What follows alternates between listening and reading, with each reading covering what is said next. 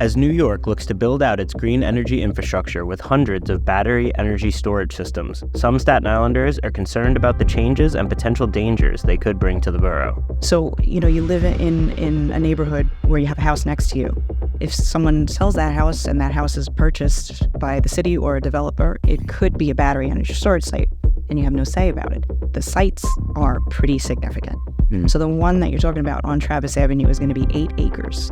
When complete, that site is going to store enough energy to power 500,000 homes. Wow, just that site alone. Just that site alone. So according to census data, we have 108,000 homes, but that's going to power 500. So that brings up the question about where our energy, we're going to be here, storing the energy on Staten Island. Right. But is it going to stay here on Staten Island?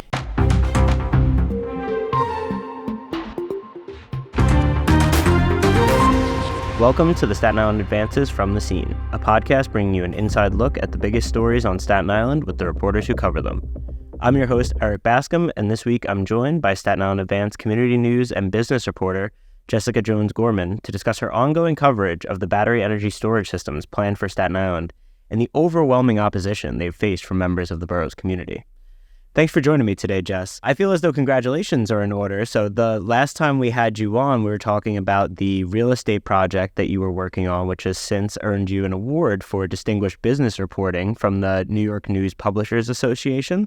So congratulations on that, and job well done as always. Well, thanks so much for that. And congrats to you as well. That was a group effort, big team effort here. I feel honored to be recognized for the work that we did on that. That was a really big story and a really big series for us. And it was really nice to have a chance to work on it, but it was also really discouraging, as we talked about on that podcast, because as a young Staten Islander who is one day maybe hoping to buy a house here, it was pretty bleak when speaking to various mortgage lenders and real estate agents about what that might look like. So it was a little shot to the ego maybe and a little sad in some ways, but I think that the reporting that you did on this, I contributed and other people contributed, and obviously we've been recognized as having done a great job on that. So if any of our listeners haven't heard that podcast, they can go back and find it. It was a really interesting chat, and so just wanted to shout that out at the beginning. But obviously, we have you on today to talk about these battery energy storage systems. I don't know, for the shorthand, are we using BESS, BESS? What are we saying here? Yeah, BESS is what they're referred to. BESS? Okay, it's a lot easier than saying battery energy storage system every time, so I'm going to go with that. So can you tell us a little bit just first about how we started hearing about this story, like when we started covering it? Because I feel like this kind of popped up out of nowhere in the last year or two. That's exactly how I feel. This was actually the result of a little bit of on-the-ground reporting. You know well that a big part of our job is being out and about, observing what's going on in the community. So I live in Great Hills, and I noticed a lot of construction activity going on in this one spot on Giffords Lane one morning when I was driving my kids to school. I did a little research to find out what was there. Just basically, as a reporter and as a Staten Islander, I wanted to know what was going on in my neighborhood. So DOB records indicated that it was some sort of energy storage site. So I didn't know anything about that. I reached out to the developer, who was 9 Energy. And then their chief technology officer invited me down there, and we walked around the site. He told me about the location and basically just informed me about what they were doing. It was the first time I had ever heard of BESS, battery energy storage. And in all honesty, I didn't know that this was a planned initiative for New York City. I had no idea. And stumbling across that site actually launched this deep dive into decarbonization for me. And this is where we're now. I've had same kinds of situations, especially back on my previous beat where I was doing transportation, where I would just be driving around the island and something would pop up and I'd be like, oh, that's interesting. I don't remember that being there. Let me look into that. So sometimes finding things organically like that is how we get to some of these bigger stories that, like in this case, you just find something on your block and then the next thing you know, you've got a whole series of reporting coming out around it. So that's really cool and kind of a nice look into how some of this community journalism stuff really does work most of the time. So I guess the most important thing to kind of lay out at the front here is, what are these battery energy storage sites? What do they look like? What do they do, for anyone who's never heard of them before, as we hadn't? Sure. So basically, BESS is a type of energy storage system that utilizes lithium-ion batteries to store energy for use at a later time. So that's a lot of technical jargon. They're a buzzword in New York right now because, according to city and state officials, big changes are needed to meet our ambitious climate goals. In 2016, the city introduced this thing called 80 by 50. It's basically a roadmap on how to reduce 80% of our carbon emissions by 2050. Mm-hmm. So BESS is a huge part of that. They're considered by the experts to be the best mode for the replacement of fossil fuels. So coal, oil, natural gas, this is the renewable energy source that they've decided upon is the best method. It's supposed to get rid of all of the global warming, and battery sites are being dubbed a solution for that. Basically what they look like, they consist of several Tesla-branded megapacks. They're not always Tesla-branded, but for the most part, the ones on Staten Island are. They're about the size of an SUV, and they're covered by a solar canopy. So at these sites, there's usually 6 to 8 of them covered by a solar canopy. And they're surrounded by a green fence, so you can't really look into them yet, and they have some guardrails for protection. The direct benefits that are being promised by the developers for these is that no more brownouts, no more blackouts, power outages are supposed to be the thing of the past. And NYSERDA, the New York State Energy Research and Development Authority, they say that this form of energy storage is going to allow New York to better use existing resources and have fewer emissions. Yeah, and so it obviously sounds like there's a lot of positives to be had there, at least in the way that the developers are viewing it and the government is viewing it. And we'll talk a little bit later about what some of the potential drawbacks are and what some of the concerns that Staten Islanders have about this. But it does seem like on its surface, this is something we've been hearing time and time again. And on previous podcasts that we've had with our former colleague Joe Ostapi, we've talked about renewable energy sources and offshore wind and decarbonization and all of this kind of stuff. So it sounds like this is just another major component of those plans. So obviously this one is a bit more controversial than we've seen in some other ones, which we'll get into a little bit later. But I want to talk just first, I guess, a little bit about what the plans are for Staten Island specifically. And so are there any that are actually up and operating yet? There's one that's currently in operation. It's in the Fox Hill section of Staten Island, which is North Shore. That's Clifton, Rosebank, in that area. Mm-hmm. It's actually located on Con Edison's property. So that's why that one has been built and it's in its operation, because there was no zoning issues there. Right. They already own the land. They built it on their own land. Con Ed calls it New York City's largest, and I believe that it is. It's enclosed by a fence. It's shielded by a line of trees, but it is smack in the middle of a residential neighborhood. So neighbors who I've spoken with there have complained about how unexpected it was. Almost that they woke up and it was there. They received some letters in the mail, but the letters were unclear about what was being put there. So that's why they were upset with it, because it literally is across the street from their homes. And there are several more that are underway. The one that we mentioned earlier in Great Hills, that's nearing completion. There's another one on Littlefield and Highland in Eltingville. That's finished, but it's not in operation yet. Okay. Wine and Place in Charleston is where another one is located. A lot's been cleared on Nelson Avenue in preparation for construction for another one. And that's not all that's coming. We have a list from the New York Independent System Operator, which is NYISO. It's an organization that manages New York's electric grid. Mm-hmm. So they provided me last week with a list, and that encompasses all of New York State. And there's more than 500 planned for New York. So they're all currently proposed for interconnection. That means the developer has already filed paperwork to apply for their structure to be connected to the grid. Yeah, and that's not an insignificant amount when you think about how large some of these sites are. And I know one of them that kind of stood out to me when reading your reporting was this site that is planned for Travis Avenue. So can you talk a little bit about that one? And that's what seems to be the trend here on Staten Island, is that the sites are pretty significant. So the one that you're talking about on Travis Avenue is going to be 8 acres. So that's entitled Swift Shore. That's the name of it. The structure is being developed by a company called Hecate Grid, and it's slated to be built at 3861 Victory Boulevard. According to Hecate, the site is within a mile of Con Ed's Fresh Hill substation, and that's going to interconnect. It's like 4,800 feet away from it. So there's going to be a line underground that connects that. Construction is about $300 million on that, and it's going to commence in the winter of 2025. And they hope to connect it to the grid in 2027. So it's in progress. When complete, that site is going to store enough energy to power 500,000 homes. Wow. Just that site alone. Just that site alone. We only have 180,000 homes on Staten Island. So according to census data, we have 180,000 homes, but that's going to power 500.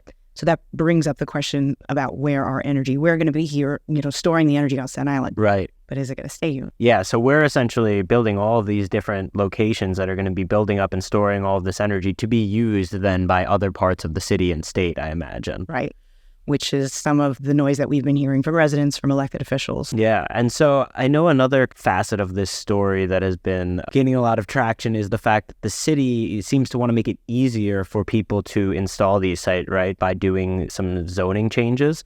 And so I know that there's a proposal out right now that you've done some reporting on. So can you tell us a little bit about what the city is trying to do and what the reaction has been to these proposed changes? Sure. This zoning change is a piece of Mayor Adams' City of Yes.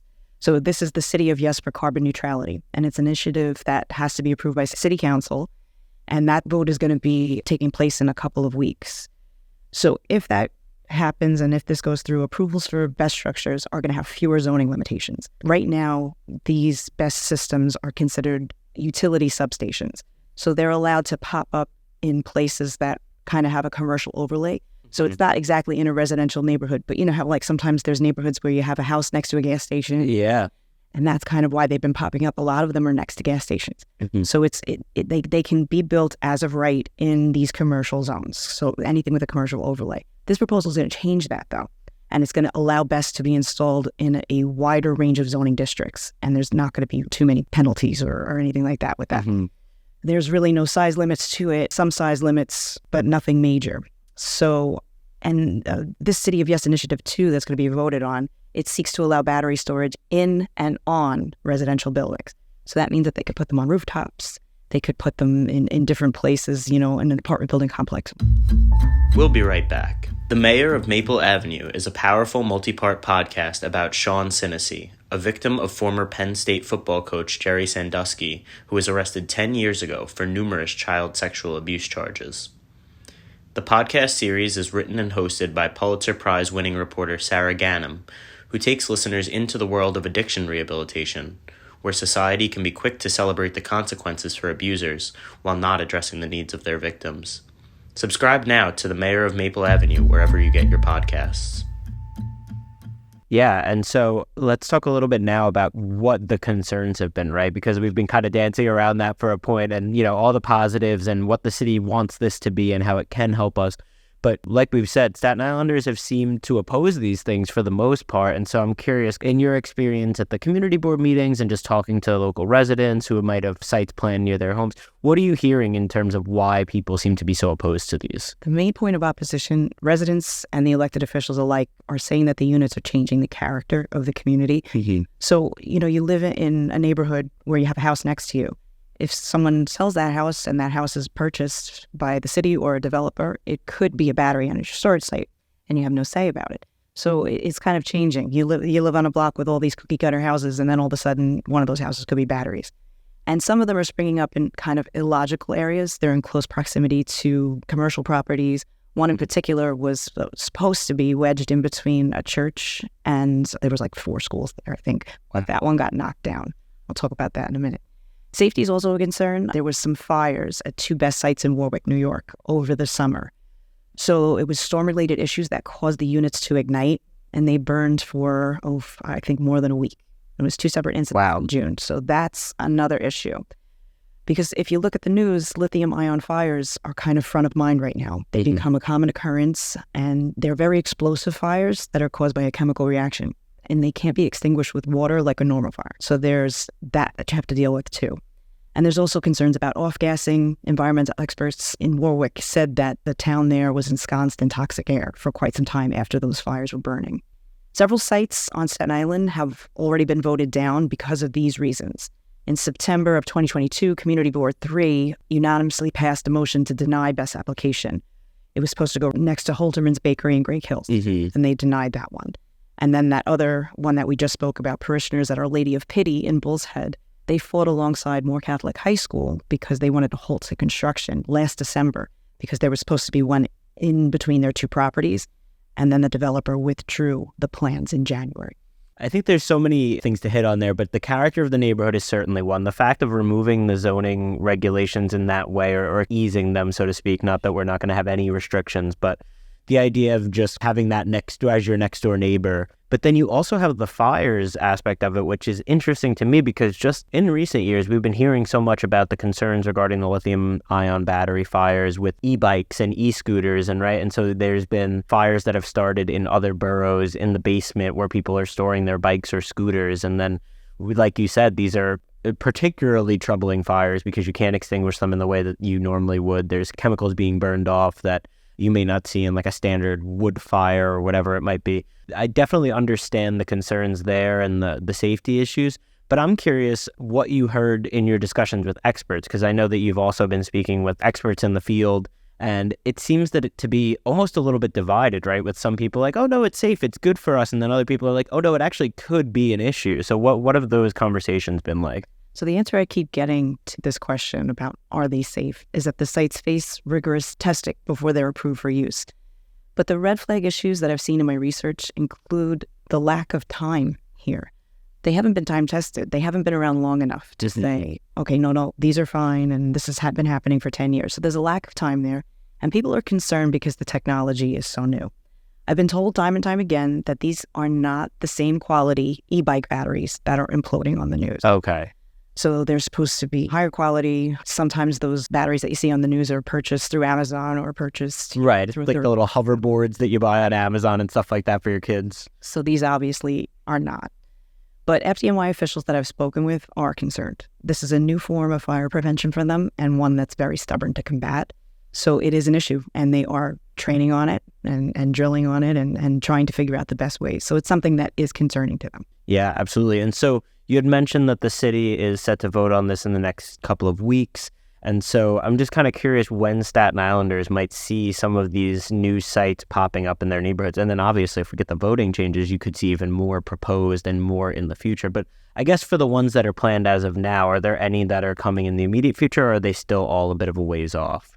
So some of it, we have this huge list. It's 8 pages long of these 500. Wow. And there's, dates on it, but nothing set in stone. Mm-hmm. But this vote, so the city council, it's a subcommittee on zoning. They held a public hearing on October 4th.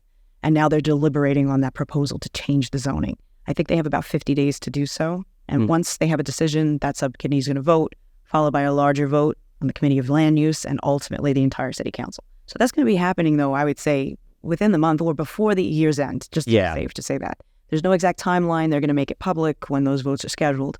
And so what have you heard from the local council members in terms of where they stand on this? Are we going to have overwhelming opposition, or all three voting against it, or some of them voting in favor? Have we gotten a sense of what our electeds or which way they're leaning on this, I guess? So I know they're listening to and hearing the concerns of Staten Island residents, but they are also doing their own research and trying to figure out what is best for Staten Island. We know that a green energy solution is needed. Right. But we just don't know, where it should be, and it should be in a residential neighborhood. So they're taking a lot of time and effort to really review it. Which I respect and totally understand, because when things like this, it's such a dense topic and something that your average person isn't an expert on energy storage. You were not an expert on energy storage, and still you started having this as your job, right? And part of their job is to learn about the things that are being put in front of them. And so it does take time, especially with these more technologically savvy questions, or just things that the average person isn't as in tune to really make your own decision on that. So I'm interested to see where they land on it. I have a feeling that they will likely kind of echo the sentiments of Staten Islanders that we've heard, but I'm glad to hear that they're kind of really digging into this and making sure that they know exactly what it is that they're signing up for in some ways. So can you tell us just a little bit before we go about the other stories that you have planned? Because I know that the one that posted, I don't know if it was yesterday or earlier this week, but that one was kind of deemed as the first in this series on these sites. So what else can we expect in the near future? Sure. So we're going to take a closer look at the concerns,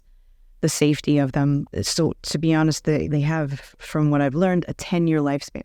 So after 10 years, these places are built, but they're done after that. So I want to know who's disposing of them after that. Will they just be disposed of here on Staten Island? Can they be recycled? Can they be used again? Mm-hmm. So we're going to look into that, do a deep dive. And then what happens if the sites that are built already, because there are some built already on Staten Island, if they don't get FDNY and DOP approval, are they going to become ghost sites? Are we going to be stuck with those? So that's a possibility too. That's something else that we're exploring. We're also going to report on where the energy is going, and we spoke about that. Yes, it's being stored here on Staten Island, but will Staten Island actually benefit from it? As per the data we're seeing, the sites that are already slated for construction are going to store way more than we need. So what happens to the excess? And we're going to take a look at the companies that are bringing the sites here. Why are they choosing Staten Island? Yesterday, I spoke to an energy provider from Boston, and they're building one on the North Shore. And I asked them why Staten Island and why not a suburb in Boston. So we're going to look closer at that. And we're also hoping to profile some Staten Islanders who are already living with this. Who's living next to the ones that are constructed already? What's it like living there? How has this changed the dynamic of their neighborhood? So that's what we're hoping for. So if you have one in your neighborhood, please reach out. We'd like to hear from you. Great. Wow. Well, it sounds like you have a whole lot on your plate, so I'll let you go and get back to it. But I want to thank you again for joining me. Congratulations again on the award for the real estate series. and it was great having you on as always. Thank you for listening to the Staten Island Advances from the Scene. If you like what you've heard, please make sure to rate and subscribe wherever you get your podcasts, and visit SILive.com for the latest on all these stories and more. Thank you for supporting local journalism.